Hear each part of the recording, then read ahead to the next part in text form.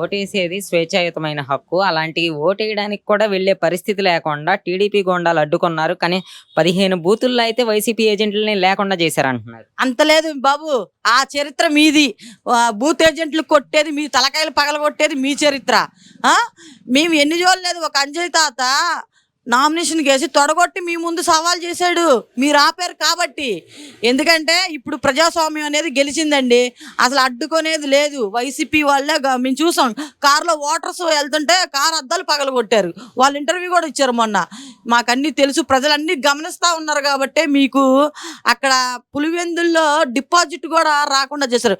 BTech Ravi దమ్మున్న మగాడు. BTech Ravi నుంచున్నాడు కాబట్టే గెలిచాడు. అది కూడా ఒక న్యాయబద్ధమైన పార్టీనే కాబట్టి ఒక న్యాయంగా గెలిపించుకున్నారండి ప్రజలకు ముందు ధన్యవాదాలు చెప్పాలి.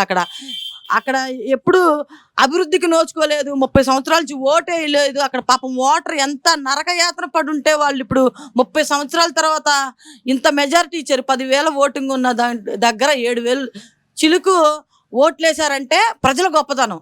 ప్రజలు చాలా హింసపడి ఉన్నారు కాబట్టి జగన్మోహన్ రెడ్డి చెంప చెల్లుమనేలాగా ఓట్లేసి గెలిపించారు అక్కడ.